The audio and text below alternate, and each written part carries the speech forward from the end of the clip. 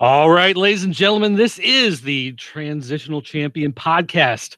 I, of course, am Dirt, and along with me is the Nard Dog himself, Nasty Nate Kennedy. Say hello to everybody, Nasty.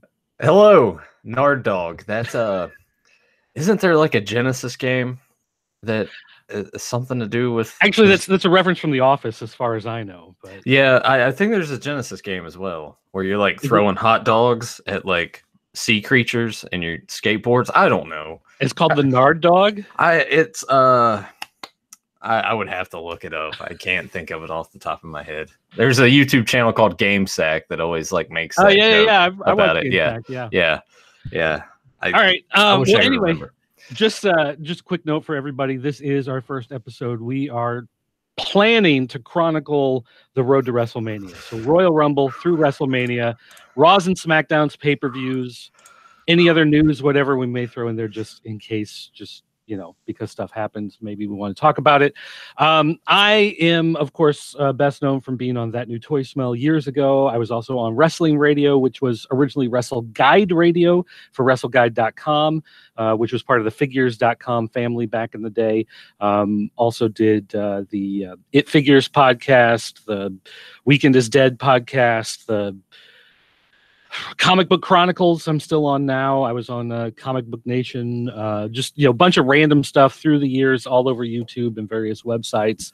But a lot of people didn't know this. For a long time, I was the guy behind the scenes for Fans of Power. I was on some of the early episodes, and then I kind of disappeared because I realized I didn't have as much to talk about with Masters of the Universe as the other guys. So for a long time, I was there just sitting in the background running the show, which is a job that Nathan actually took from me. Yeah. So, I stole it from you. So yeah, thank you for that, by the way. So now you're Fans of Power, and then you also do Beyond Retro, and you do capes and commentaries. Yeah, it's exhausting. Just hearing you talk about all those shows that you're on, I was like, man, I'm only doing the 3. I can't imagine how that was at the point in time. Yeah, I mean, I all I do now pretty much regularly is Comic Book Chronicles. I had to get rid of pretty much everything else. And we do have someone who jumped in the chat room. Febmon is in there. Yeah, Febmon. Febmon is a mainstay between everything. I could do a Beyond Retro Arcade video game stream at 5:30 in the morning. Febmon's the first one there. So welcome, Febmon. That's awesome. All right, so we are here, though, to talk about the Rumble, talk about Raw, talk about SmackDown. We're going to try to keep the episodes about an hour. We don't want to go on and on forever. We know some people do 6-hour podcasts. And, I don't even want to do one, let alone listen to one. I mean, it's hard enough to watch the 3-hour Raws and the 2-hour SmackDowns. Although I just realized I'm missing my gimmick right now. I got to put on my visor here. I'm getting some Naomi vibes. We got Macho Man and Rock here. He's in for some wrestling talk. All right. And Febmon always wants to mention the lovely Emily. So you may have to watch out. He may be a cyber stalker. She's already on her way to work. I'm getting a bit of an echo here in my headset. I don't know if you're getting anything over there. It kind of comes and goes. Echo of you or echo of me? I'm just hearing it in my headset. I don't know. Maybe I have my headset up too loud. I may be so old the headset's loud enough that the microphone's picking it up. Yeah, it could be. All right, the Rumble. So the Rumble. Okay, so here's the thing with the Rumble. The Rumble usually the pay-per-views, I'm in the central time zone, so they usually start at 7 and end at 10. So I figure I'll get over to my buddy's house around 6 so I can watch some of the pre-show before we get into the Rumble. We can order some dinner and whatever, hang out. I get there at 6, and he's like, "Oh, you've already missed 2 matches."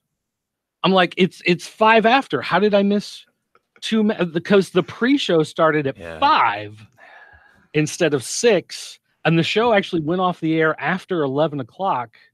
So it was to 6 to 7 to 8 to 9 to 10 to it was over 6 hours long." Yeah. They do that with I guess they don't really have their big 4 anymore, but I know that SummerSlam, Survivor Series not so much, but SummerSlam, WrestleMania, and especially the Rumble, it's like these. We're going to have access. It's going to be a whole weekend. Here's a pre-show with 3 matches on it. Here's a 5-hour long card, and it's like, man, it's just. I'm prepared for it with WrestleMania, but these other shows didn't used to be that way. And just to lay a little foundation here for everybody, I have not watched a full episode of Raw or SmackDown or a full pay-per-view in probably since WrestleMania was probably the last full pay-per-view I watched. And I have not watched a full Raw and SmackDown in like 2 years. Yeah, no, same boat. I typically tune into the network to just sort of skim through the pay-per-views. So I don't have cable anymore either. So if I'm going to catch Raw or SmackDown, I'm either finding another means or I'm watching the condensed versions that they put on Hulu, which is honestly probably for the best. Yeah, well, especially with Raw. Because I did it. I've lost some sleep the last couple of days watching. I watched all 5 hours of Raw and SmackDown. Condolences, sir. Yeah, I only watched snippets and just kind of read the results of these. So, Who Dat Whale is also in the chat room. Hey, what's up? Yeah, Who Dat Whale's also another another go-to. You can bet when we're streaming. Fedmon and Who Dat Whale. They're like the tag team of. But is Who Dat Whale also an Emily stalker? No. All right, so FedMom wants to know why they haven't done a 24-hour pay-per-view special, and don't give them the idea. Yeah, no, it might happen. No, yeah, you could. I mean, you could see Vince if he. I think if he could line up the sponsors in the right way. If he could get like 3 hours sponsored by Snickers, and then 3 hours for Rocket Mortgage, and 3 hours, KFC. Don't forget KFC. Actually, he'd probably do it starting in Australia, and then India, and then China, and then. And just move it around the globe as it goes. I'll tell you this: they are wanting to do, like, as you've seen with NXT UK, they are wanting to have different brands across the world. Now, if they manage to get all of that done at some point, then that wouldn't be a bad idea. If you switch from country to country as the day goes on, that would be a novelty. Like, that'd be a cool. Well, like WrestleMania 2, they had 3 main events at 3 locations, and which at the time that's really impressive that they were able to pull that off. All right, so let's get into the Rumble. We don't have to talk a lot about every match, obviously, if we're going to get through this in like an hour. But I did go back and watch the beginning matches from the pre-show that I had missed, and I got to say that the very first match, the non-title tag team match that they had, Bobby Roode, Chad Gable versus Scott Dawson and Rezar. Yeah, what sense does that make? But that was a good match. Like, that was some really good wrestling. I don't know about the storyline going into it. I haven't watched Raw or SmackDown leading up to Royal Rumble. I haven't watched NXT. I didn't watch anything, but just watching 4 guys get in the ring and do a match and 1 guy on the outside, it was good. Yeah. That was a good match, and it was not even 10 minutes. So it was just a quick, fast-paced. Well, I mean, fun. Go figure. If they just let the guys go out there and do their thing. I mean, and we'll get into this as we go episode by episode through this podcast. They need to let the reins off of some of these guys a little bit. Just let them go out there, do their thing, be themselves. When they're sitting here and trying to like script every single aspect of it, it shows. And yeah. All right, so let's see. We had Shinsuke Nakamura versus Rusev for the U.S. Championship. Poor Rusev. Well, okay, so they had to injure Lana to set up for stuff later in the night. So, of course, which I'm surprised that they thought that far out, honestly. Well, I had heard, someone had actually told me on Friday that there was a storyline where Becky Lynch was going to lose and then come back later and find her way into the Rumble to win. It makes sense. And so they obviously had planned some of this stuff out, at least far enough ahead to have an idea going into it, even though it seems like there's a lot of booking that happens on the fly. But Nakamura, as it turns out, is going to be our first transitional champion. Yeah. So for our podcast, named off. So people who aren't familiar with a transitional champion, the idea is you put the belt on a guy just so he can lose it to another guy. So you're trying to get it off of one person and get it to another person, but you don't want those 2 people to have a match for whatever reason, either because they're both heels or they're both faces or their storylines don't match, or you just need to do something different with the characters. So you introduce a 3rd guy who takes it from one guy, but then almost immediately loses it to the other guy. So that's a transitional champion. Mankind, SummerSlam with Ventura being there, that triple threat, that's what comes to my mind when I think about it. Well, I think the most... Austin didn't want to drop the title to Triple H, so Mankind was there to essentially... Yeah, the most famous one, though, that gets referenced is Yokozuna. Yeah. When he beat Bret Hart, but then immediately lost it to Hogan. They wanted to move the belt from Hart to Hogan, but didn't want those two to wrestle. And so you have that. Yeah. So Nakamura becomes our first because he wins it here against Rusev, but then we'll get into what happens to him later on in the week. But poor Rusev, I just want to touch on that really quick. Here's a guy that the fans have always wanted to cheer for, and for whatever reason, they always maintained him and kept him heel for the longest time. Then they decide, well, we'll pair him off with Aiden English. Rusev Day gets over. And of course, the machine doesn't like it when you find a way to get yourself over. So they knock him down a few pegs. But I just don't understand why give him the United States title only to lose it back in such a short period of time. Like it just. Well, we can talk about that because I do have some theories, but we'll talk about that when we get to SmackDown. So, all right, and then we had Fatal 4-Way match: Buddy Murphy, Hideo Itami. Hideo Itami. Yeah, I'm going through these Japanese. I'm always horrible with names. Akira and Kalisto. Akira Tozawa. Yeah, and this is for the Cruiserweight Championship, and it was a match that was designed to get there's a whole bunch of energy right as you get into the pay-per-view. People come into the arena and they're getting set up. That's what the cruiserweights are for, right? That's how I always saw in WCW. They come out, they jerk the curtain, they get the crowd like excited and amped up. And I didn't check out this match, but I'm assuming that this was the case. It was exciting, fast paced. Yeah, it was a flippy flip match. Lots of action and excitement. Not as much ring psychology as much as there was. Some high flying spots. But I mean that is what cruiserweights are for, really.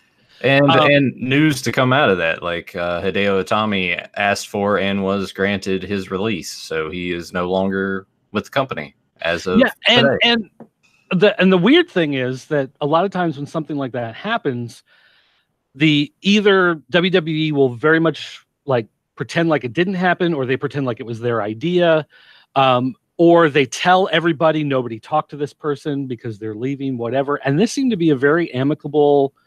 He was just like, I got some other stuff I want to do. And they were like, yeah, we don't really have anything for you. So, okay. It makes sense. And a whole bunch of wrestlers were tweeting to him, like, best of luck. And, you're my hero and like all this stuff. So they didn't put the clamp down on everybody not to talk to him. And they didn't try to hide the fact he was leaving. And they didn't try to say he was fired or anything. So obviously there was something friendly ending there. It's going to be an interesting next couple months, honestly, with AEW starting up.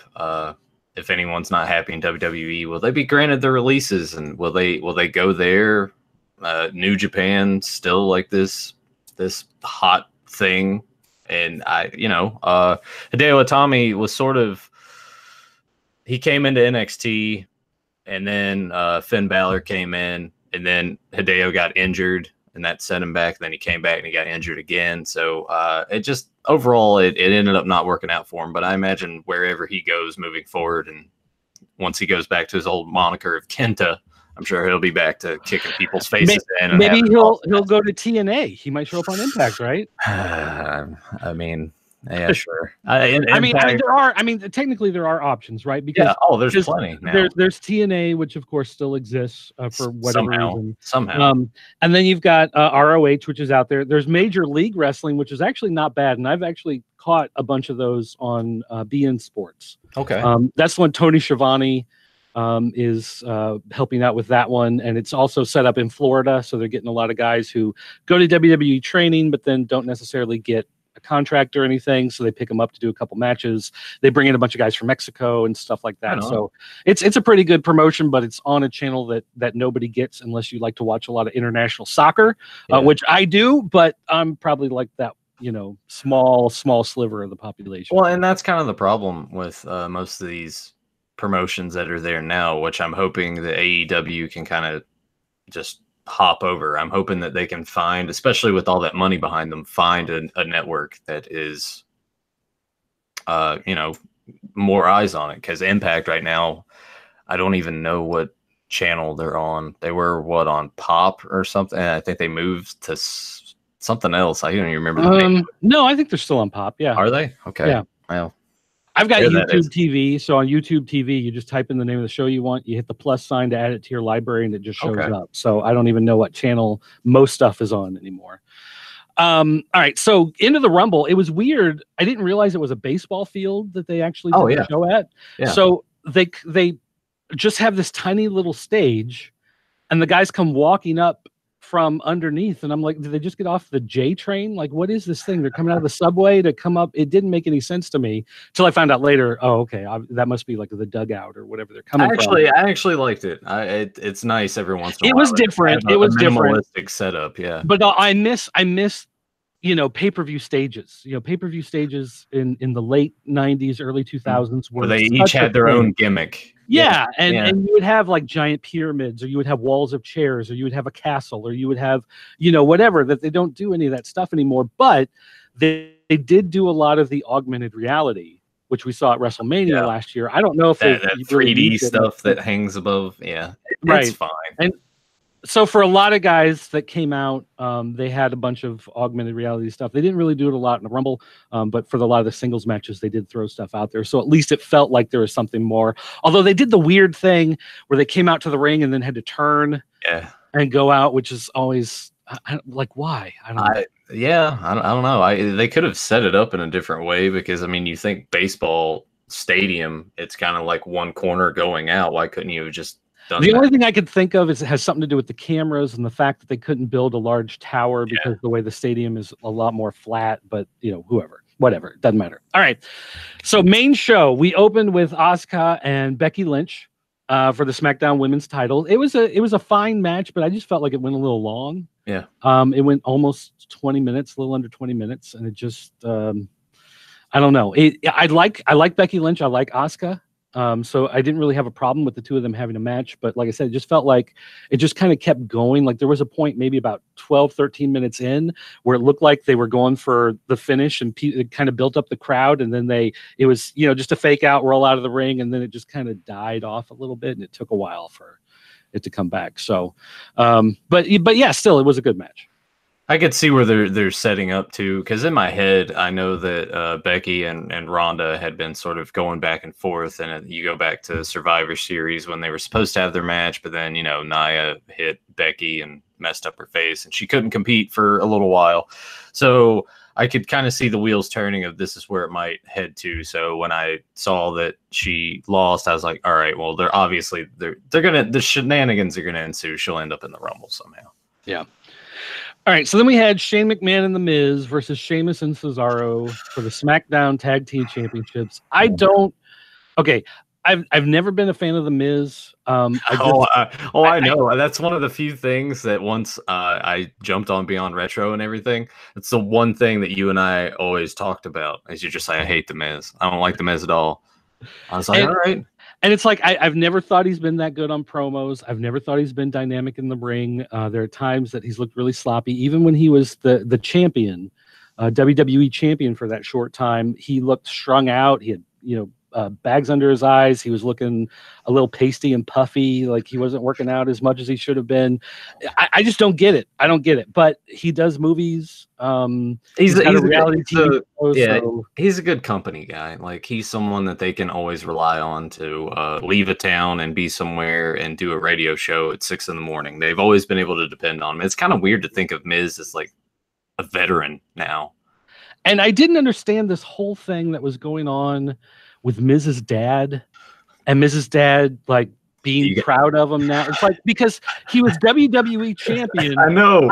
No big deal about that. But now that you're a SmackDown Tag Team champion with Shane McMahon of all people, now I can be proud. Not to mention all the United States and Intercontinental Championship reigns. Let's just SmackDown Tag Team Champion. I guess you got to have some sort of gimmick for that face turn, right? But it just whatever. And even after the match, when he's celebrating with his dad and they're trying to put that over on commentary, I'm just like, what? That doesn't. Well, and we didn't have the commentary up that loud. Yeah. So I just see him go out and hug like this Grizzly Adams hobo looking guy, and I'm like, what? Did he just like? Is this the homeless guy he sponsored to come in to watch the show? Like, I don't understand what's going on. It's the Make-A-Wish kid. It's a very old kid. Oh, he's got the Benjamin Button disease. Yeah. So he's actually 8 years old, you know. But no, they were just like, yeah, Mrs. Dad's never been proud of him, and now he can finally say that he is. And I'm like, he's a SmackDown Tag Team Champion. Whatever. Well, and the other thing with Shane is Shane immediately ran in there and attacked Sheamus at the beginning of the match. And it's like, Sheamus should not be afraid of Shane. Like, Shane's only gimmick is that he takes punishment and he'll put other people through it. And he'll jump off the things. Right. So, but like running at a guy throwing punches is not a Shane gimmick, and it's not something that a guy like Sheamus should be afraid of. It's if Shane were to like grab a chair and like put it in front of Shane's own head and come running at you as a headbutt, that's when you're afraid, because Shane would do something dumb like that, but not, you know, just coming out throwing fists. And Shane's fists always look bad, really bad. Yeah, really bad. So anyway, they had a match and it was a thing, and Shane and Miz won, and that was. Yeah, let's see where that goes. I imagine it won't last long at all, because for whatever reason, they can't seem to want to put any focus on a tag division. Well, we'll talk about that. Yeah.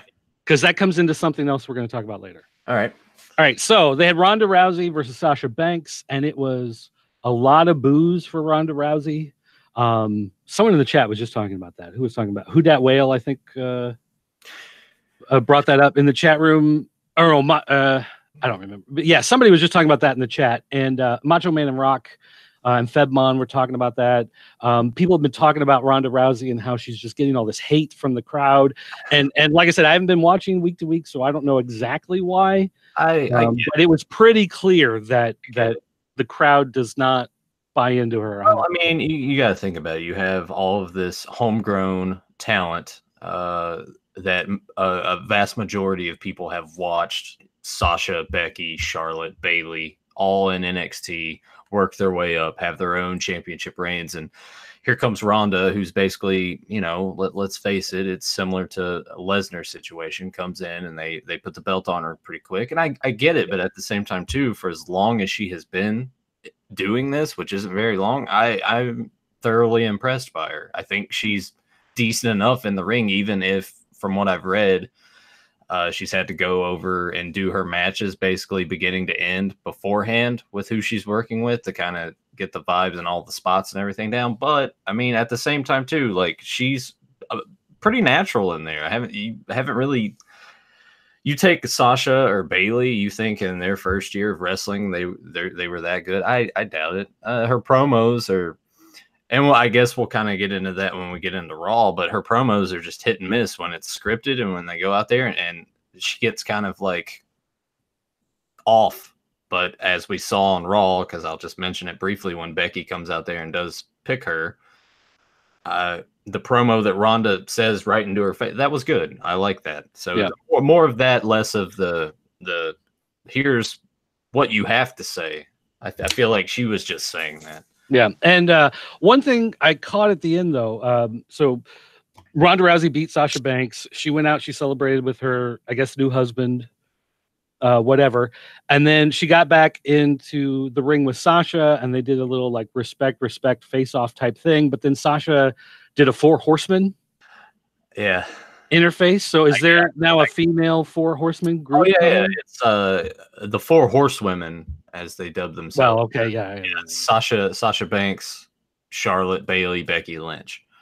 They were doing that in NXT, and then even before Ronda was there, it was Ronda, Shayna Baszler, and a couple. I think it's the 2 women that are rolling with Shayna Baszler in NXT right now. So I think they're building towards the potential of who's the real 4 Horsewomen match. Right.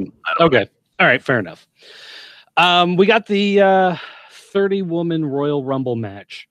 This was over an hour long just for this match. This, I'm pretty sure this went on way too long, and that's why some stuff after it got cut down a little bit. This was one of those matches where it seemed like what they did was they scripted spots, right? So they made spots that everybody had to do. And they always say it's going to be, 2 minutes in between the clock, or it's 90 seconds between the clock, and it really doesn't matter. Yeah. It may be 1 minute, it may be 4 minutes. It just kind of depends on whether or not the spots get done at the right time, whatever, to let the people come out. So I think that probably had something to do with the timing being off and it going really, really long, and it felt really, really long. But at least it didn't close the show this year. It closed. That's true. That's true. Show.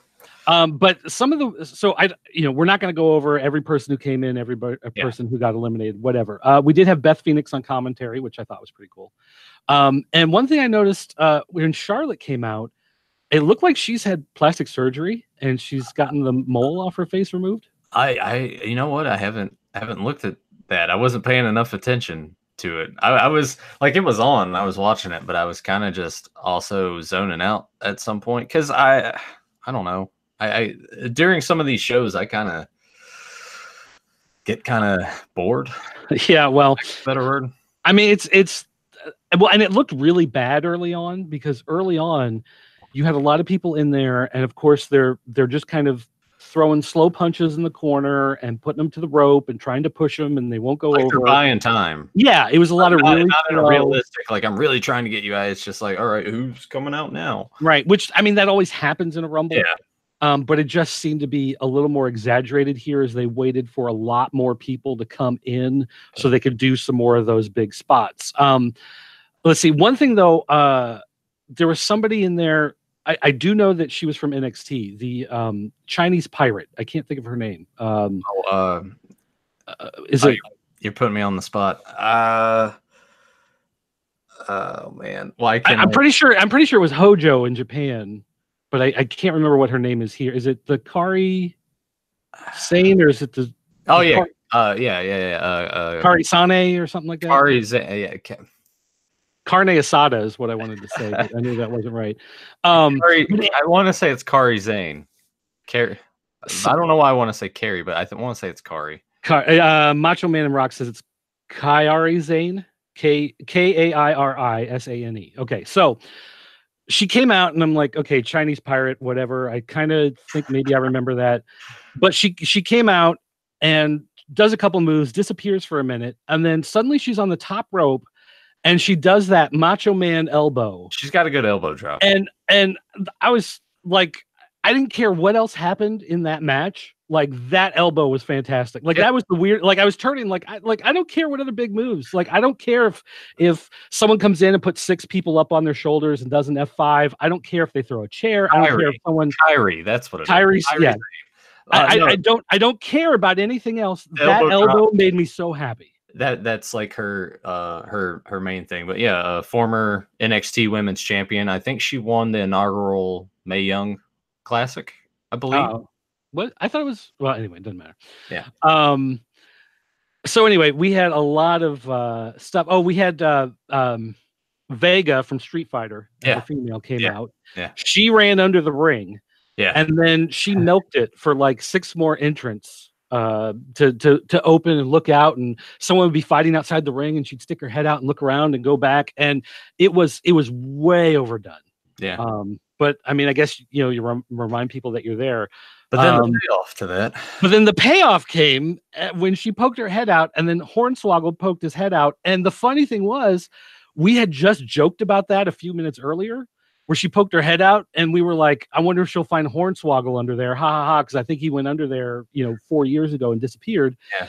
And then sure enough, he comes out and starts chasing her around. So of course, she jumps in the ring, she gets dumped out, he jumps in the ring, he looks at everybody, he just runs out, and he chases her backstage, and they both disappear. It kind of shows you how predictable it can be, right? If you're able to just be like, oh, I wonder if Hornswoggle will be under the ring. Yeah, but it also goes back to the fact that now you realize Hornswoggle was under the ring for like a half hour or so. Like when they showed the video package beforehand, he had to. Usually, what they do is they have a cart, and it's got a curtain hanging on it, and they put him underneath the cart, and they bring it out to ringside, and they put extra monitors on it, or they will reach under the ring and pull out like a thing of water and set it on, or set water underneath, or it looks like they're doing some sort of supplies while the video is playing, so the people watching live just think there's some maintenance or something happening. But then that's how Hornswoggle, or like if Undertaker's going to come out of the ring, or Kane comes out when they do that type of thing. That. Yeah, so can you imagine like just laying there and just having to listen to and it's loud under there. I can tell you it is loud. And you have to probably be quiet too, because they always keep that microphone under there to give it more of an impact. Well, I think they've got. Well, I don't know that they still use the microphone underneath. They probably have some other means of doing it now, but I know they put a monitor down there so the guys underneath can at least see what's going on now. So that's at least something. But so then we had all these people come in. So my friend Kevin, who I was watching with, Nikki Cross is apparently his new favorite wrestler, who's the new Daphne, who runs out and screams and is insane. Her hair. But a better worker than Daphne, I would say. Well, I don't know that that's she was paired up with Sanity. I don't know if you've seen Sanity on occasion when they pop up on Smackdown, because I think that's the brand that they're supposed to be on. And again, I haven't watched in a long time, so no. But anyway, we got down to the end. Lana was supposed to come out at like number 28. So there were 2 more people after her, but of course she's got a thing on her foot because she got hurt earlier. And she's just doing like the slowest walk ever, trying to do and she would take like 4 steps and stop and kind of sit there for a minute and take like 2 steps and stop. So they did the next entrance, and they did the time for number 30, and it was Carmella because she won the mixed match team challenge, whatever. And then they showed Lana was still out there. So then Becky Lynch comes out, and there's a bunch of refs and Fit Finlay standing around trying to help Lana. Fit Finlay cameo. And so not only did Fit Finlay get a cameo, but you had the Irish guy backstage who comes out to get involved. And then the Irish woman comes out. And so you've got like this little, maybe there's a conspiracy going on. The Irish guy and the Irish women's wrestler, former champion, come out, and they have this little talk, and she's like, let me in the ring. He's like, I can't really do that. But eventually he's like, yeah, okay, whatever, go. So she takes Lana's place and gets in, and of course she wins. Becky Lynch, winner of the Rumble. Which I'm fine with. I have no problem with that. But at the same time, I was ready for it to be done after about 45 minutes, not an hour and 10 minutes. Yeah. Very long. We got Daniel Bryan and AJ Styles in the match. And it was good. Yeah. No real complaints with that. Except until the end. Everything was going along fine. When you go 20 minutes doing a title match, it's got to be good. It's got to be on point. You're going to lose people. And they did everything great until the point where Eric Rowan suddenly came back out. And so Rowan, he comes out, he bumps the ref. AJ Styles gets choke slammed. And so Daniel Bryan is able to retain his championship, and AJ Styles is out. And AJ Styles is apparently leaving WWE. Really? Yeah. I'd heard that he was in negotiations, but we're confirmed that he's done now. I think it's like 90%. It's really. Unless they're trying to work everybody. Between him and I know we'll talk about this probably a little more at length, but Ambrose is out of there too. Yeah, man, it's getting kind of weird. So okay, again, it was good, but that ending was poor. Like that dude, he gets hurt, and then they do something else with him. It's like, you're in the Wyatt family, now you're not in the Wyatt family, now you're in the Wyatt family again. Now you and Luke Harper are gonna carry around big hammers and wear masks. That was the Bludgeon Brothers. That was bad. That was really bad. Man. All right, so then we had Finn Balor and Brock Lesnar, and I'm guessing that this match got cut down for time because they still had the other Royal Rumble to do afterwards. But also Brock Lesnar match, but they did a gimmick with it. So they had Brock Lesnar and Finn Balor go outside the ring, and they cleared a bunch of stuff off the announce table. And Brock Lesnar gets thrown into the table. I forget, did he charge at him and Balor moved, or Balor threw him into it? He charged. Okay. Anyway, but Brock Lesnar was a charge. The second one was him throwing him in. All right. Well, so Brock Lesnar ran into the table, and he ran right into the corner, right into his gut, where he had surgery several years ago for his diverticulitis. That's the word. I wasn't going to try to say it. And so they worked that in as part of the match, which is actually a really genius idea. Yeah. I know he ran in the table, and then Finn Balor threw him in again, so it would be more. Then he throws him in the ring, and he's like punching him in the stomach, and he does like a double stomp on the stomach, and he's just like attacking that part of the stomach again and again and again and again. And so you're looking at Brock Lesnar, and you're thinking, wow, they may actually take the title off him, because apparently he's supposed to be leaving at some point after WrestleMania. So they might actually take it off of him now and just have him chase until Mania and get defeated. I don't know. But then he comes back, and he's able to he puts him in what did he put him into? The Kimura lock. Yeah. And got him to made himself a meme, apparently. Yeah, so the camera work. So anyway, he got the tap out, and he Finn Balor didn't even like lose to the F5. He tapped out, and I was like, okay. I mean, think about it though. Why not take the belt off of him? Put it on someone that's actually going to be there every week. And I mean, Finn Balor honestly was the Universal Champ for a day. Let's see what he can actually do with that championship. But whatever. Brock's gonna Brock. I like, at first it was cool and it was fine that he was back and he was champion all these numerous times that he has been. But now it's just it's the same thing. Like, Heyman doesn't even seem like he cuts any different of a promo. It's always the same promo, the same Lesnar match, and it's just it's old, it's boring. The fans want something new. Just to throw it here in the chat, they're having a talk. Macho Man and Rock is talking about how he's been watching for about 35 years, so he may be about the same age I am, because I've been watching since mid 80s as well. But he says he's wanted to turn it off, but he just keeps coming back to it, kind of the same way I am. But he says he's never taken a girl out on a Monday night. That's why Friday and Saturday exist.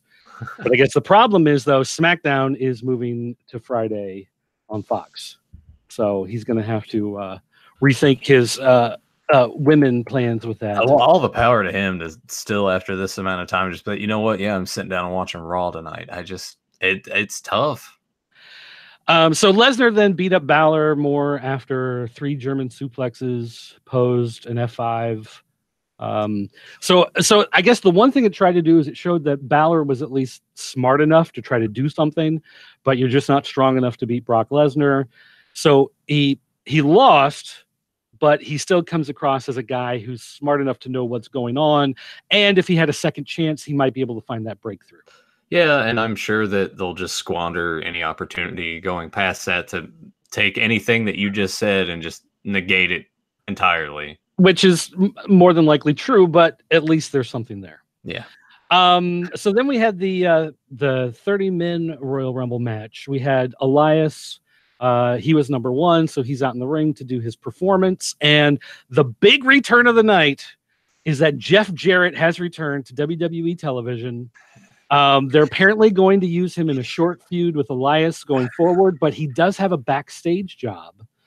So he will be working with the company in an ongoing basis moving forward. So I guess the gold bar thing didn't really work out for him as much as he would have hoped. Did you hear about that at all? The selling the gold? That pyramid scheme that he was doing. Well, I mean, gold prices have fallen in the last couple of years. So if you bought gold 5 years ago, you probably lost money. But anyway, again, not to go through everything that happened, but we did have some interesting stuff here. Nakamura, since I didn't see the match earlier, I saw Nakamura walk out here, and I was like, why is he wearing Michael Jackson's Thriller outfit? That's his thing. The red and black leather thing. Yeah. But unzipped, so you could see his chest, which I was like, wow, that is such an awesome heel outfit for him to wear. Well, before it used to be the jacket, and he would just like take the jacket off. Right, but to have like the unzipped thing, you know, just like adds an air of like, what a douche, which is perfect for a heel. We got Kurt Angle, we got Jinder Mahal, we got Big E, we got Samoa Joe, we got Kurt Hawkins, we got Seth Rollins, we got Titus O'Neil, who ran to the ring and then stopped right before he got to it, so he didn't get a repeat of what happened before, where he tripped and fell and slid underneath the ring last year. So they at least acknowledged that. But who was hanging out under the ring that he decided to chase after? Well, it was Hawkins. Kurt Hawkins decided to out of the ring because Hawkins didn't want to get in, and we had Kofi Kingston, who did some more fun eliminations. Oh, there was someone in the women's match did the fun eliminations thing. I forget who it was. Naomi. Was it Naomi? She got thrown out. She put her feet on the dasher boards and then flipped over to the ring, put them on the ring post, and pulled herself up. Yeah, which is really cool. Yeah, she's kind of adapted the Kofi Kingston. She's a good gymnast, but a terrible wrestler and a horrible promo. So I mean, at least she's got something. I would agree with you on that. But so then Kofi did some fun stuff. They did one where once Xavier Woods up down down. I couldn't think of his name. Once he came out, Kofi got thrown out, but Xavier caught him and put him on his back and walked him over to the steps so that Kofi got to stay in. But then both of them got thrown out immediately afterwards. Yeah, it's just like, all right, well, what was the point? And it wasn't even his best ones either. Like, I feel like those are long gone. The ones that he did before with and they always talk about the pogo chair, and I'm like, well, the chair did have wheels on it, so he didn't have to do that anyway. Well, you had to get it rolling, though. He couldn't put his feet down. True. So. Although technically he could have put one foot down and kicked himself across. But anyway. Yeah, they need to honestly change the Rumble rules. I feel like but I mean, if you think about it, the rules were in flux all night because in the women's match you had one part of the Iconics came out, but she didn't want to get in the ring until her partner came out, and someone else came out next that wasn't her partner, so she still waited. And then right before her partner came out, she got in the ring anyway. Yeah. But then when Kurt Hawkins came out, they were like, you got to get in the ring. And he was like, no, I don't want to get in the ring. And they were like forcing him, pushing him, like, you got to get in the ring. It's like, why didn't you do that in the other match? It's fun to play with in certain situations, but maybe they need to kind of look at it a little bit because, I don't know, people can just go through the ropes when they want to, as long as it's not over the top. It's wrestling. Don't think. Yeah, that's true. We had Drew McIntyre, we had Mustafa Ali. I mean, there was a lot of talent that came into the match. Mm-hmm. There was some fun stuff. Bobby Lashley, Rey Mysterio. Lashley was eliminated almost immediately, so they just threw him in to throw him out. Just sorry, Bobby. Yeah. We had Dolph Ziggler came out, did a whole bunch of eliminations. We had Randy Orton. We had Strowman out there. Ziggler was out there. So again, we didn't get any big. Yeah. There was no Goldberg, although he may be going to AEW for a run. There was no return of CM Punk. But he's, there was no. But Batista, never coming back. He's never coming back. Yeah, but Batista was a big rumor. He didn't show up. They didn't have Sting do a run out, so they didn't have anybody that they have people that they could have asked to come back in. And they didn't use any of them. And I at least give them credit for not going for that easy, oh, look, it's the Brooklyn Brawler returns, because they do that sometimes. Yeah. But they didn't do that. So that was okay. But at the same time, you get to the end and you're like, I just kind of felt like. That's the problem kind of with the product today. It's like once you've done so many of these big surprise things. You threw in Jeff Jarrett at the beginning, but then that was really it, until number 30. So R-Truth, Vince McMahon's BFF, comes out. He gets his music. He gets his mic. And I thought for sure they were going to hit his music. He was just going to run down. But he starts rapping and dancing, and he's doing his full entrance. And then Nia Jax just walks out behind him and just clubs him, throws him in, just beats the crap out of him, and walks to the ring and takes his spot. So Becky Lynch had to get approval from Fit Finlay as part of this Irish conspiracy to get in to take the place of Lana. But Nia Jax can just walk out, knock somebody out, and walk into the match. It's kind of, when you think about the Rumble as a whole, now that we're talking about it, it's like, man, they really just bent every rule and then just went back on everything. Yeah, I mean, there's a reason. For a long time WWE didn't do intergender matches because they had a rule with Mattel with the toy license. Mattel was like, your product's risque and we do stuff for kids, and we don't really want to buy into this knowing that you may pull out HLA again or something like this. And so they said they wouldn't show violence between men and women. That was something they were not going to do. So that's why they haven't done any of these intergender matches. They did the mixed team challenge, but even then, once someone tagged in, then you had to switch out. So they weren't doing any of that. So they want to now kind of test the waters because they're trying to push the women's product. And I think they don't want to do another 2 Rumble again. They want to push some of this stuff and maybe take some of the overlapping titles, Intercontinental and US and whatever, and shake some of those up and be like, women can fight for the US championship. They want to test some of that stuff. So if you take someone like Nia Jax, who's huge, and you send her out to face off against a guy shoving Nia Jax doesn't have the same effect because Nia Jax can shove the guy back and you can buy it just as cleanly. It'd be different if you had like Alexa Bliss out there who it looks like Randy Orton could just grab her forearm and break it, like matchstick. So I think that's why they had Nia Jax go out there, was to start testing some of that to see if they could play into it. And then you had, of course, R-Truth and the whole storyline with him, but we'll get into that when we talk about that later on. So the final 4, it was Braun Strowman, Seth Rollins, Dolph Ziggler, and Mustafa Ali. No, Andre. Andre Cien Almas. Well, now he's just Andrade. Yeah, however you say his name. Yeah, they dropped the rest of his name, but yeah, it was kind of. I saw some people that were like, "Oh, is it really just down to Andrade and Dolph?" And I was like, "No, Seth Rollins and Braun are still on the outside of the ring, just milking it for." And of course, it came down to Strowman and Rollins. Rollins hit the curb stomp and then picked him up and did the curb stomp on the apron. Yeah, they honestly kind of did when Benoit won the Rumble, like how he had Big Show in the headlock and he just like gradually took him over the ropes. They sort of did that spot in a way, and then of course added the curb stomp to it. But yeah, Seth Rollins winner. So overall, it wasn't great, but it wasn't terrible. I was expecting a lot worse, and it was better than my expectations. But it wasn't a fantastic show, and it was way too long. Yeah, overall. Well, I was gonna say something about the Rumble. A double-edged sword. Like, I wish there would have been more surprise entrants. At the same time, I'm glad they're like, all right, you know what? Here's these guys. Let's throw more of our NXT guys that are popular out there to kind of pop the crowd.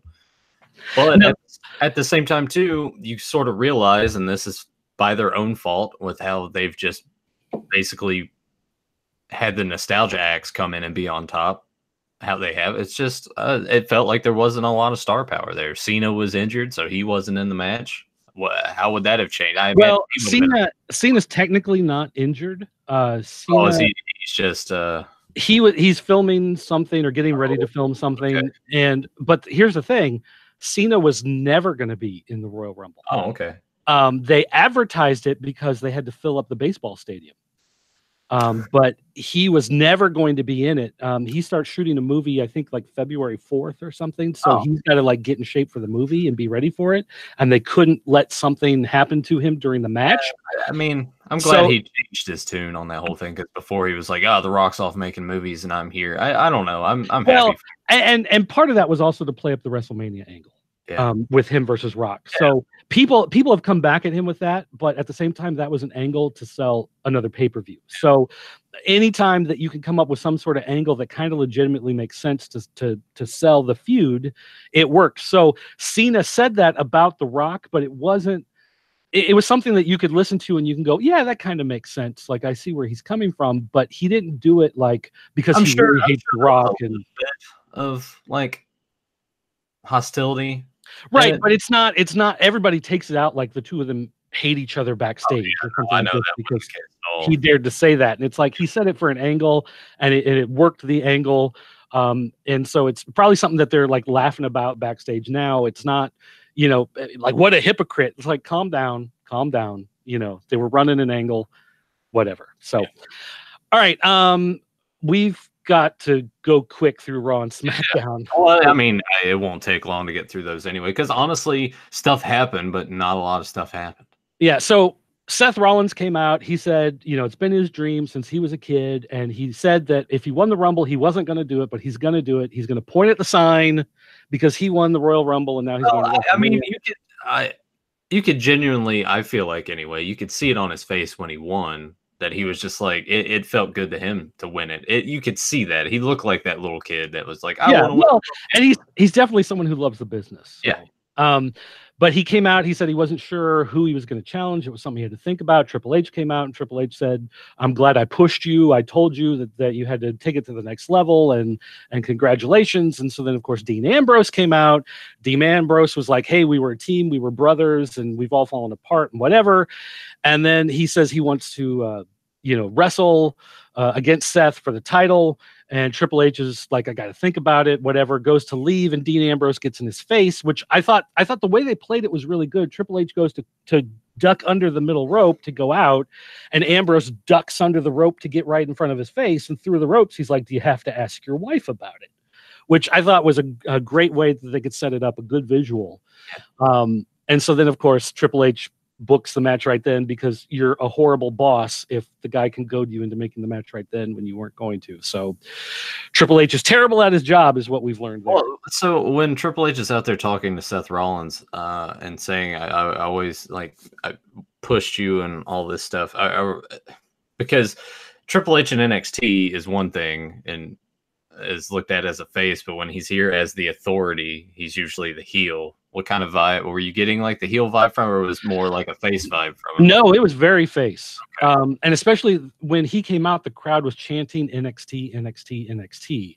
Yeah. So I think he's doing really good things down there. So I think he was playing it off as well. And they did that thing several weeks ago where when Vince came back and said, we've let you down and whatever, they were all faces there. So Shane, Stephanie, Triple H, Vince, they were all faces in the ring doing that whole segment, because I watched that thinking like, oh, good, they're going to change everything. And then the show continued exactly the same as you'd expect. And they turned out. Which made no sense. But anyway, so Rollins and Ambrose, they have this match. Rollins and Ambrose looks so sloppy and so disinterested in this match. Well, so anyway, he Rollins, of course, he gets him down for the curb stomp, hits him with the stomp. Dean Ambrose falls down, jumps up, and falls down again. It reminded me of Shawn Michaels versus Hulk Hogan in that SummerSlam match where Shawn Michaels Hogan was like, you got to put me over. And they were like, no, we want you to put over Shawn Michaels. And he said, no, I'm going over. Yeah. I'm going over, brother. And so Dean Ambrose, he just did one of those like just terrible bumps, down, up, down, 1, 2, 3, he's out. They go to commercial. They come back. He's sitting in the ring with a chair and a microphone, and he's acting very serious. And he's like, don't chant right now. There's something I got to talk about, which is like, oh, he's leaving the company. We all know this. He's going to cut the promo. And before he can do it, Nia Jax and Tamina, their music hits, and they come down to the ring, and they throw him out. And so they get in his face. They're going back and forth, and Nia Jax clubs him, throws him out. And so, again, Nia Jax is pushed, hitting the guy selling it so that they can push for more of that male-female wrestling action. But do you think it's a work, or do you really think Ambrose is out of there? Because he gave us notice this weekend, supposedly. Yeah. I think he's going to take time off. I don't think he really likes his character. I don't think he likes his gimmick. I don't think he likes he doesn't like what he's doing now. Of course, his wife is still with the company and she's doing commentary on Raw. So it'd be kind of awkward if he was in another company and she was there. It's not unheard of, but it would be kind of weird. My guess is he's going to take some time off. He might do some smaller indie shows or something here and there and just try to like rebuild himself in something else and then maybe come back in a year as some new version of Dean Ambrose. But I don't think it's a ploy to go to AEW or ROH or anything like that. I don't think it's a ploy. It just doesn't feel that way. Yeah, I kind of look at it in the other direction. I think that he might go sort of like the way of Punk. He's made a ton of money in the short span that he's been on the roster. Well, but Punk thought he could be an MMA fighter. And he really could not. So man, that was we won't talk about that. It was bad. It was really bad. Like it didn't even look like he trained at all. You see him like throw punches and kicks. I know it takes a lot of balls to get in there and do it, but just watching that, I was and Ambrose is always my problem with his wrestling is he's always very floaty, which is a term I use for his punches and kicks never quite feel like they connect. And it's, in this business, you don't want to hurt people. But like Bret Hart, he had the softest punches in the world of professional wrestling, and each one looked like he was legit punching the guy out, which, he just sold it so well. Ambrose, he throws the punch and it's like his whole arm just like goes limp right before it hits, and it just looks like all the energy drops out. And I've just never been sold on his impacts. Some of the moves he does are really good, but just like the basic punches and kicks and stuff, they just look so floaty to me. I think one of the worst examples is when he would do that thing where he bounced off the middle rope and like hang himself on the top, and then come back and do the clothesline. That always just seemed so sluggish. That's just a dumb thing to do. But I mean, he's a good promo, and people want to get behind him, but they've just sort of squandered. I think he should have been the heel when Rollins turned heel. I think Ambrose should have been the one to go heel and join the company, and they should have had Rollins stay face for a while. Well, because but anyway, let's get through this. So they did a Nia Jackson, Tamina versus Alexa Bliss and Mickie James. They did an old school promo with Bliss and Mickie James talking in a little window while they were coming to the ring and doing the Mean Girls thing, talking about the other two and Nia Jax being so big and fat, which is funny in a very sad way, because Mickie James, when she was with the company before, they kept telling her she was fat and she needed to lose weight. And if she was not fat, Piggy James and Lay Cool. Yeah, I remember that. So Piggy James, they called her. Yeah. So that was pretty terrible. But let's see. Tamina and Nia Jax won, so they get to join the chamber match for the tag titles. So I'm kind of curious how, because I imagine. So the women's elimination chamber match is for the women's tag team titles. And I guess they're gonna have each team in a pod. Or are they breaking up the teams to go? I don't know how this is working. I think they put them both in a pod. They've done a tag team one before, like for the men. I think they're both in a pod, if I remember correctly. But are the tag team? I'm assuming that these tag champs, whoever wins, will jump between brands.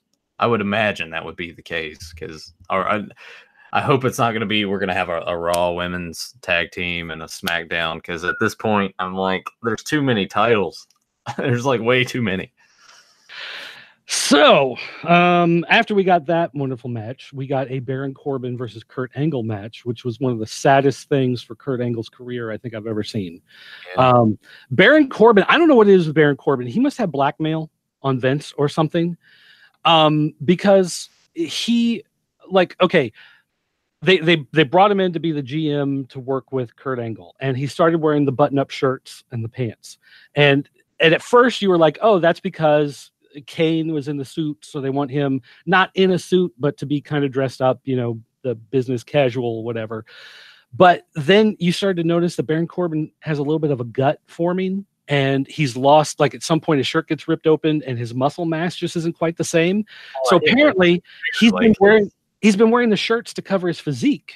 Well, to be fair, like it was never that great anyway. It wasn't, but it looked like a sad face. Right, but normally Vince sees a guy like that and they're out.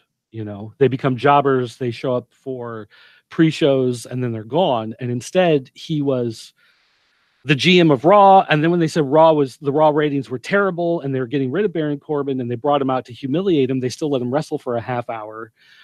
He's still not the guy in charge anymore, but he's still there.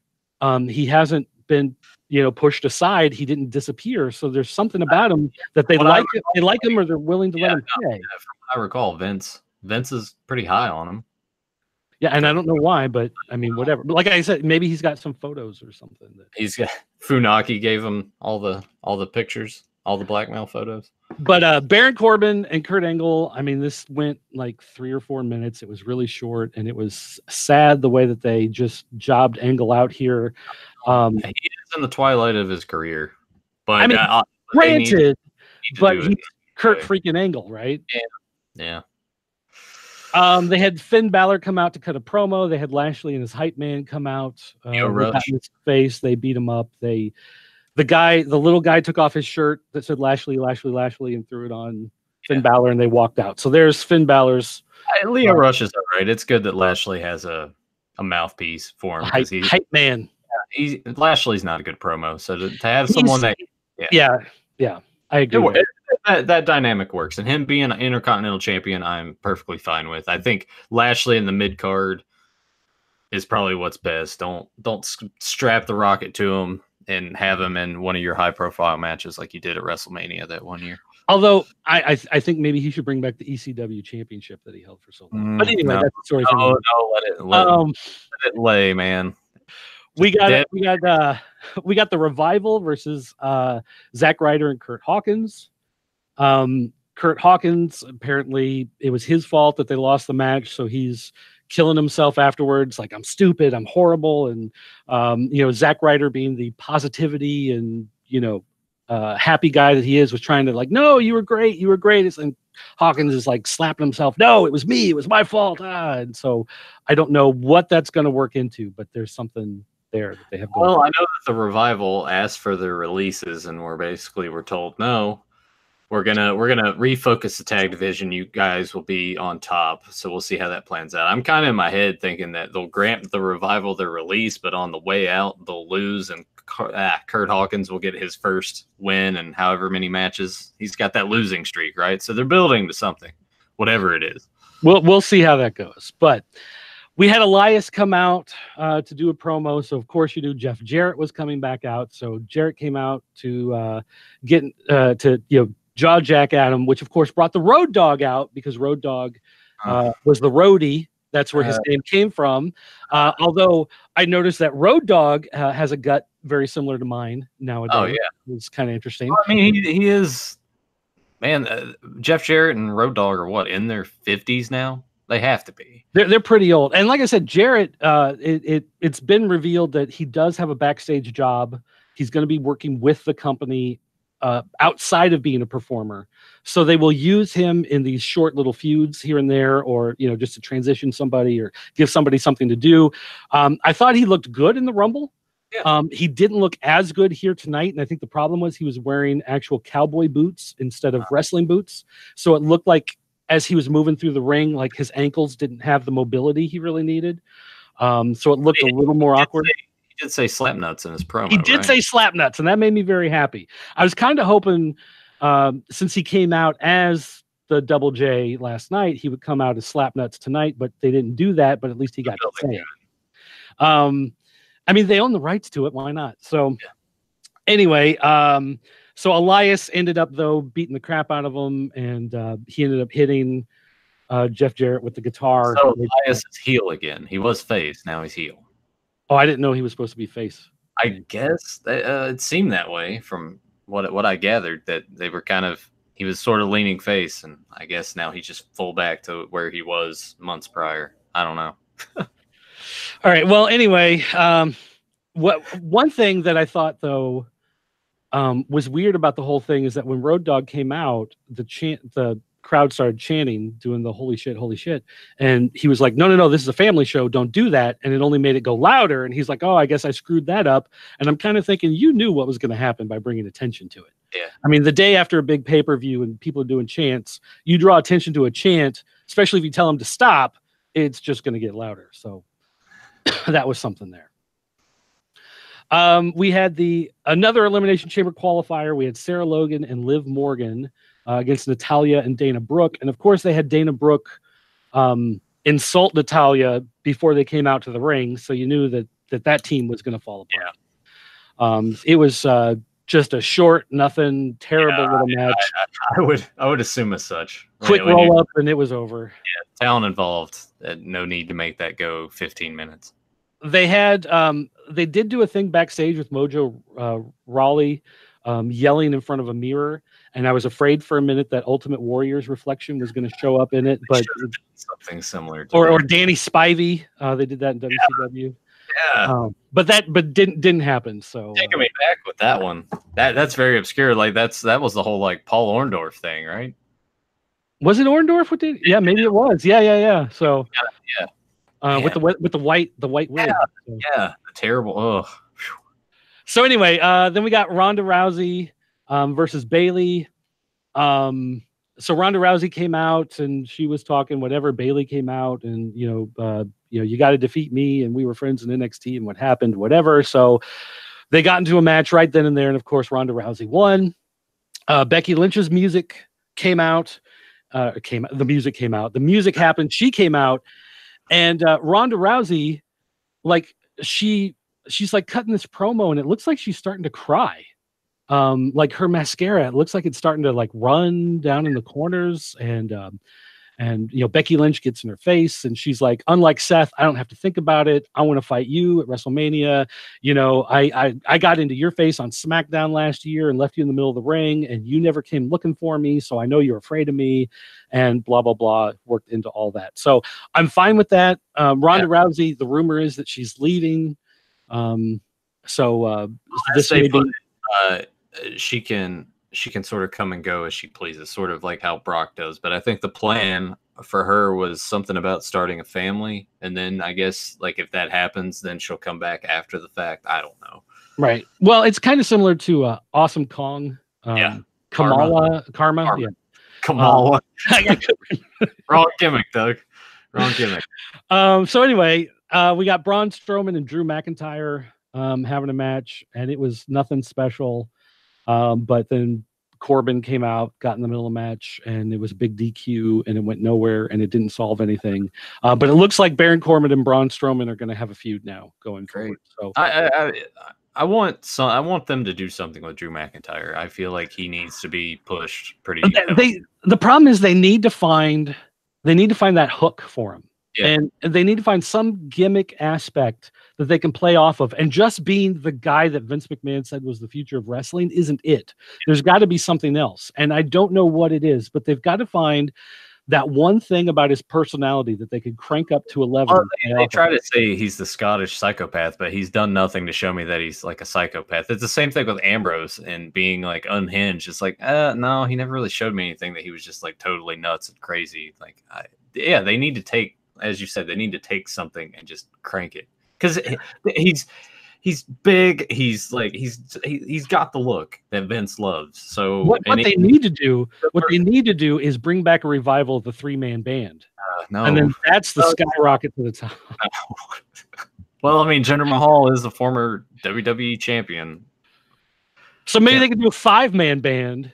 Bring out Jinder Mahal's guys. They can do 6-man band and have Rhino added to it. They can have a great faction. They could just do Freebird rules with one of the tag belts, and you never know which of the 6 guys you're getting.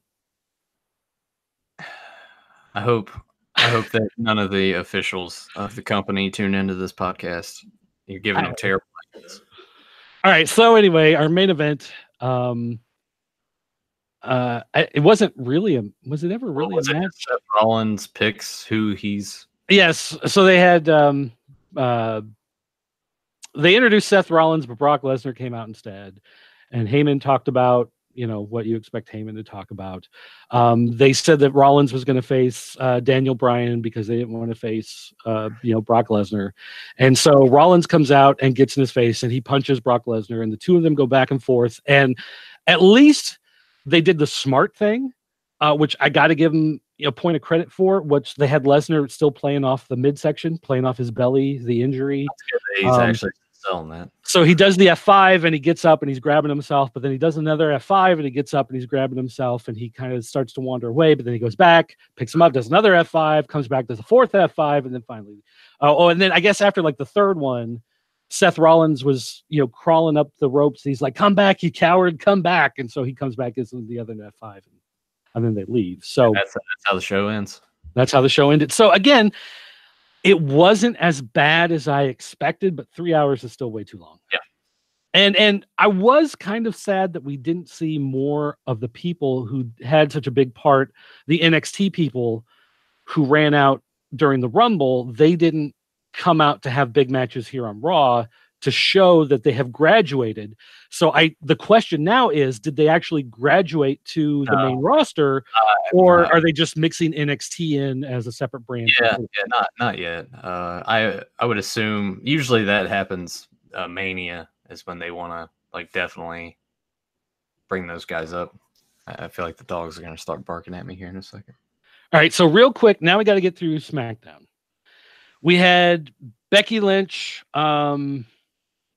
Let's see. Becky Lynch came out to the ring and talked about how she's going to take on Ronda Rousey. So that, of course, brought out Charlotte Flair. And again, I was looking. Was that thing gone on her? I didn't see it. I think it's gone. I'm going to look at that. I'm going to look that up now. But they had Charlotte Flair getting... Basically, Charlotte did the same thing that Triple H did the night before. She said, I pushed you to this. I'm the one that drove you to fight to become this great champion, to take your place in the Rumble and to win. If it wasn't for me, you wouldn't have had that drive. So you're welcome. I'm glad I could do that for you. So Becky turns and punches her. And I swear that was probably the most legit punch I have seen. I think it was a mistake. I think she didn't mean to connect as hard and she just misjudged it. But that looked really tough. That looked really tough. And great, especially the two of them. If those two decide that they want to get a little tough, get a little stiff in there, I'm sure that's something that they probably discuss. I'm sure the two of them could take it. Like I legit believe the two of them could get in a barroom fight with people and come out victorious. So anyway, let's see. Becky Lynch starts to leave, and then Charlotte comes out and jumps her, and then they brawl around the ring, and then they get pulled apart by the officials, and we go to commercial. We come back, and R-Truth comes out with Carmella, and he gets in the ring, and he says, I would have won, but Nia Jax came out, and she attacked me from behind. He said the line, at first I was rapping, and then I was napping. And I'm sure Vince peed himself laughing at that line. Oh, yeah. Oh, man. But he said they worked hard to get that match, and because he was thrown out, he went to Vince and complained, and so Vince agreed that he should get a title match tonight, so he's taking on the U.S. champion Shinsuke Nakamura. Yeah. So Nakamura comes out, and now he's got the reverse of the Michael Jackson Thriller outfit. Now it's all black with the red, so now he looks like Starfleet. He's got the leather Starfleet lounge suit on, but still zipped down the middle to show off his chest. So he comes out, they do the match, and it's fine. It's nothing all that special. It didn't look bad, but it didn't look great, whatever. It's just a match.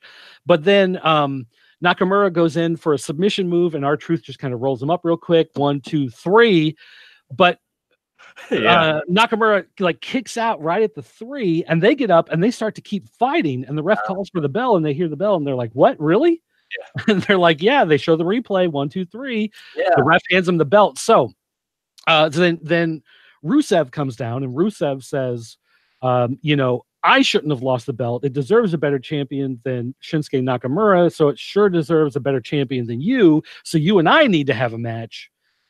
So then he has a match with R-Truth, and again, R-Truth, quick roll up, 1, 2, 3. He retains.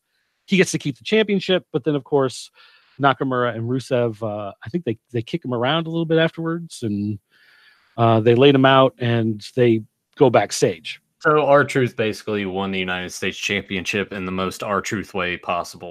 So Shinsuke Nakamura. So what we talked about earlier, the transitional champion, as the name of this podcast, transitional champion Shinsuke Nakamura is this transitional champion. He won the belt from Rusev just so he could lose it to R-Truth, because they didn't want R-Truth to beat Rusev, because somehow R-Truth beating Rusev is too high profile a loss for Rusev, but Nakamura can lose real quick, and then you have Rusev lose real quick, and it's no big deal. Yeah. So somehow in their mind, they just needed that transition to get the belt on R-Truth. Here's the thing. AEW, one of their big pushes, as you spoke of earlier, was tag teams. They want tag teams. And so WWE is thinking, well, we've got to push tag teams now. So they're doing the women's tag team thing. They're also putting together more men's tag teams and trying to build up the men's tag teams. And they think by putting the tag team championships on Miz and Shane, that gives it a higher profile. So that's why that happens. But then Rusev and Nakamura, they fight. Nakamura wins. Nakamura loses. Then the two team up to get revenge on the guy who beats them. And now they're a team.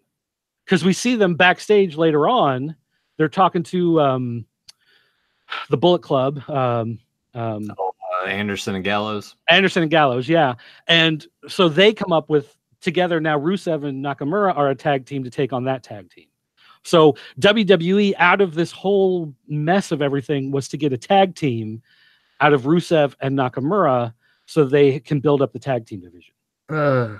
So, and honestly, I mean, it is the United States Championship. It's not a high-profile one. It's probably of the four, big championships, it's the one at the bottom. Intercontinental, SmackDown, and Raw. So, or I'm sorry, WWE Championship and Universal Championship to fight the guys from Mars. Yeah. But so anyway, all of that is just to get that tag team to build up the tag team division. Well, that's the thing. They're doing it now. They care about it now. 6 months, a year from now, it'll probably just go back to being nothing like it has been for however long. It very well could be. So anyway, but still, and R-Truth is getting old. He probably only has a couple years left in him in the business. So this is probably going to be like his last run is with any sort of belt. I don't know if it's going to last very long, if he's going to be another transitional champion or not, but I get the feeling they'll probably let him have it for a while. They'll just kind of forget about it for a while until they have some new guy they want to push. They'll have him get the belt. And then they want to try to make it. That's the problem with this company now. Like they get a bug in their ear. Let's make this important. And then down the road, they don't care about it anymore. Oh, wait, this is important. No, it's not. Yeah, they forget about them until they're, right, we need to do something. Yeah.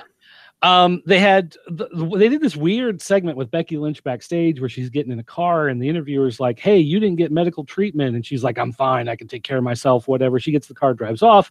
And then they had the commentary go, wow, she must be hurt a lot more than she's letting on if she's not letting the medical professionals see her, because then the medical professionals probably won't let her wrestle. And then they move on to something else. So they're trying to tease that Becky Lynch has some sort of injury. I guess to make it so when she beats Ronda, it's like, look at how tough she is. I guess maybe. Yeah, hard to tell. We got a zillion commercials for Paige's movie coming out. Oh, great.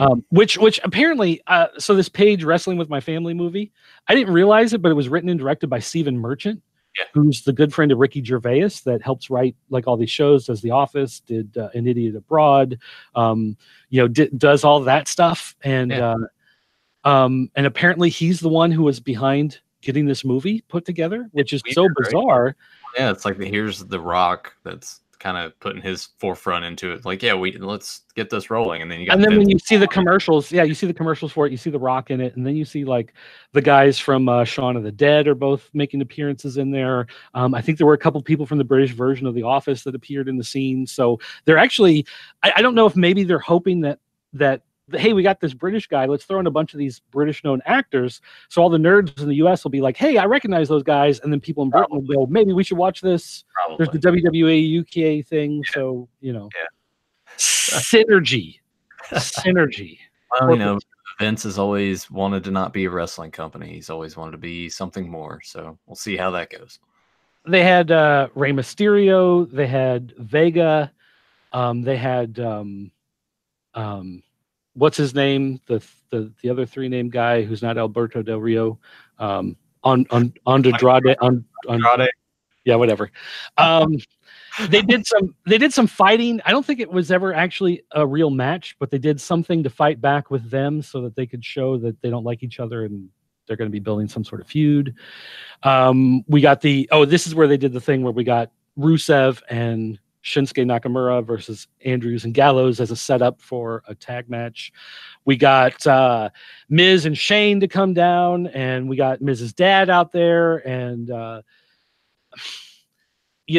again, we get to the whole thing. You were WWE champion, but who cares? Because now you've won the tag belts with Shane, so Dad can be proud.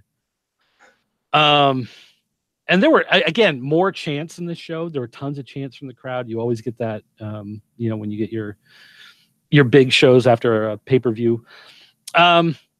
We got, let's see, Shane announcing there's a 4-way number 1 contenders match.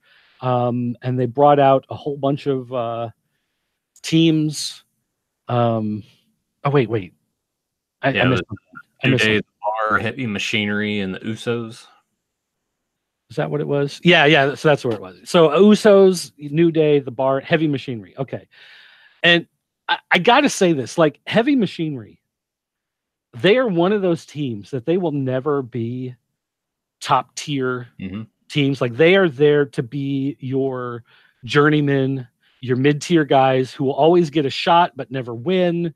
They will always be there to be number 1 contenders to lose, but they are way more entertaining than I expected. Yeah. They definitely are.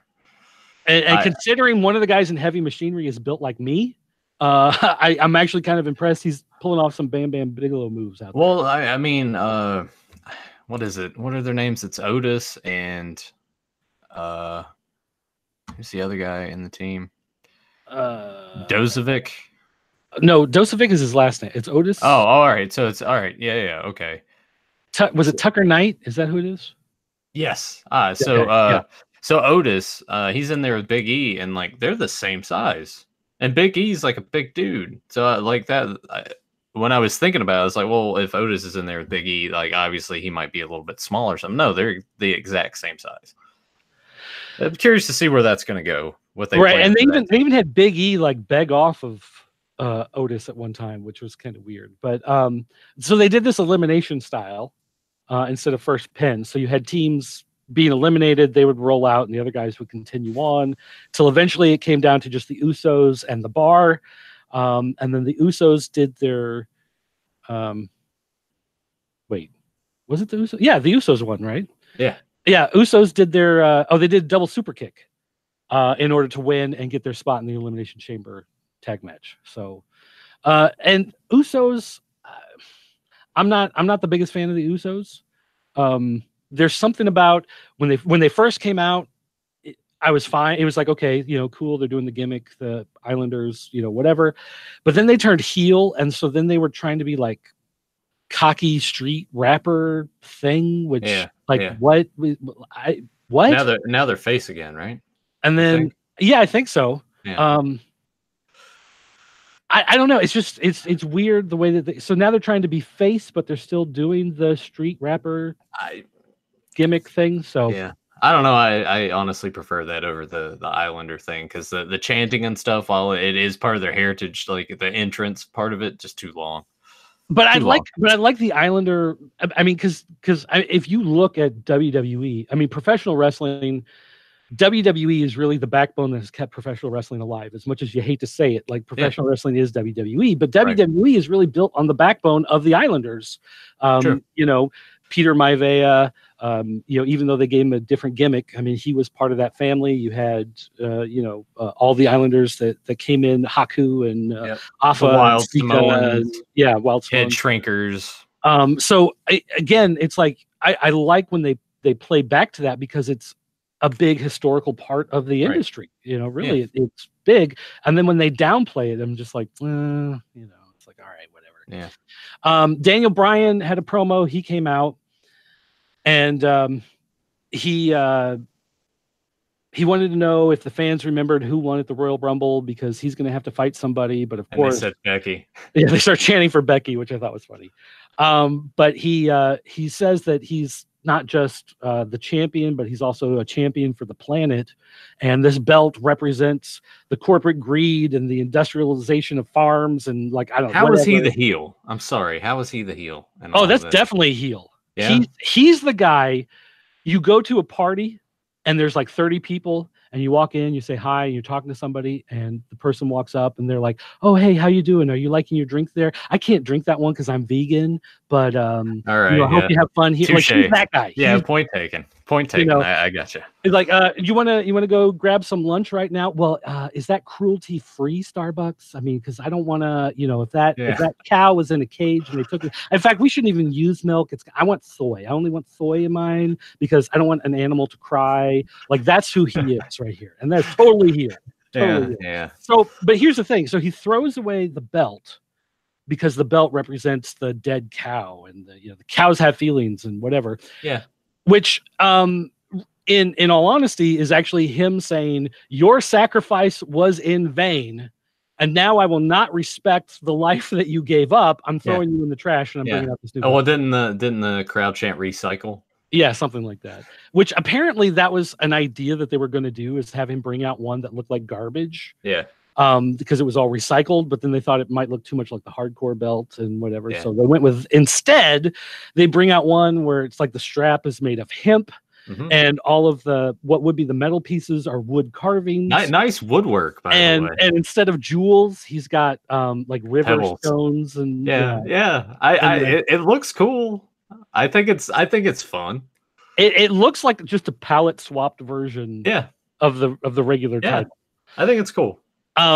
It's obviously something that's not going to last. I'm guessing whenever he loses the title, whoever wins it is going to go back. Like hold him. Well, I'm guessing they'll have someone hold him down. Like somehow Brian will become face, or whatever. They'll take the belt from him, and then like they'll burn it in front of him and set it on fire, burn it, and then pull the regular one back out. He'll probably still be a heel. They'll have the face do that. I hope so. It'd be a face for me. So anyway, they did that whole thing, and it was dumb, and that was that. So they go to commercial. They come back. Mustafa Ali did make his appearance here. Jeff Hardy was standing in the ring. Samoa Joe came down to the ring. They had someone else come down to the ring. Randy Orton. Randy Orton came down to the ring. And Daniel AJ Bryan. Styles. Did Daniel Bryan come back out? He came out at the end. Yeah, AJ Styles came out. They had the big brawl, whatever. And then Daniel Bryan comes out and says, none of you guys deserve a shot at this belt. None of you are going to get a chance at it. And Triple H comes out and he says, you're not defending the title against any one of these people. And of course, as soon as he says anyone, the whole crowd is like, oh. And then he goes, you're going to face all 5 of them at the Elimination Chamber, which is basically saying you don't have to defend this belt for a month. Yeah. Or 3 weeks or whatever. I mean, good time off for him, but are we looking at our next transitional champion? No, I think they'll probably let him keep it through WrestleMania. Let him keep it? It makes sense. Honestly, he deserves it. It's that whole dream of WrestleMania. Yeah. But who do you think will kind of end up being his adversary at Mania off the top of your head? That's kind of tough to say right now, and that's actually a good thing. Yeah, it is, because normally I would say AJ Styles, but with the chance of him leaving, that kind of makes me think they wouldn't want to put him there. I don't see Joe doing it. I don't see Mustafa Ali being big enough to do it. I don't want to see Randy Orton do it. No. So I'm almost wondering if maybe it's going to be Jeff Hardy, and that'll be the return of Matt. It could be, because Matt's been cleared. Because Matt was cleared a couple weeks ago to come back, and he hasn't made a reappearance. So, yeah, they'll probably bring him back after Mania or at Mania. Yeah, well, they seem to nowadays like to just bring most people back the night after, because they're almost starting to look at it now as the Raw after Mania is kind of more important than Mania itself sometimes. Oh, I've got I wasn't paying attention to the chat here. We got guys talking about my glasses. They love the glasses. They love the Tron references that the glasses bring out. If I pick the right meal, I get cookies and a toy. Hey, these are not from a Happy Meal. Come on, now. These are nice. Also, a couple people, we got Fedmon was plugging your Beyond Retro podcast. You guys are 96 subs. If you get 100 subs, you get the account upgrade from YouTube. Yeah. Great. Yeah, the custom URL and all whatnot, all that stuff comes along with it. Yeah. So, actually right now we've got a bit.ly for ours because we can't get the custom URL. So it's, if you go to bit.ly/ capital T, capital C, capital P, lowercase oddcast. So it's TC podcast. Okay. Then you can find the channel. So we there do we have go. that going on there. But I mean, as far as, you know, where we're going for WrestleMania, we've got so many guys who are kind of in flux now and so many people who are leaving and all the stuff going on with AEW. It does bring a lot of stuff into question about where they're going to go with some of these people. It's definitely intriguing, and hopefully it won't be boring. So I will say this, for this experiment, I did watch all of the Rumble. I watched all of Raw. I watched all of SmackDown. I was expecting to basically be on the verge of suicide right now, and I'm not. It hasn't been as terrible as I expected. So I'm still not as happy with the product as I was 20 years ago, you know, of course. Right. But it's still not as terrible as I thought it would be. So with, you know, looking forward to next, we've got Elimination Chamber and Fastlane, I think, are both coming before Mania. Yeah. So we got 2 pay-per-views before then. I'm not dreading it as much as I expected. So, well, hey man, we still got a few weeks. Give it time. We'll see how you feel at the beginning of March. Yeah, we'll see. All right, so we did go an hour and a half on what I hoped it would be an hour, but we did have a lot to talk about with the Rumble and everything. So hopefully, like I said, try to keep them around an hour. But if we go over, we have to go over it. You have work here in a little bit. Yeah. You're gonna be cutting it real close. I gotta get showered and get the sandwiches thrown in the lunchbox and get on the road. You should shower when you wake up in the morning, so you don't have to do it right before you leave. Well, yeah, I was thinking about that because I was laying there. Although, woke up. You probably don't have negative 24 degrees outside like I do. I think what it's supposed to feel like right now is about 5 degrees. I think tonight is when we're going to kind of get into the negative digits. But yeah, it's definitely not going to get as cold as it is there. Yeah, we had negative 35 when I woke up this morning. So that was fun. Yeah. But anyway, guys, thanks for watching. Like I said, this is going to be a weekly podcast every Wednesday, running down Raw, SmackDown, whatever pay-per-view happens to be. If you want to subscribe, hit that bell so you can be notified.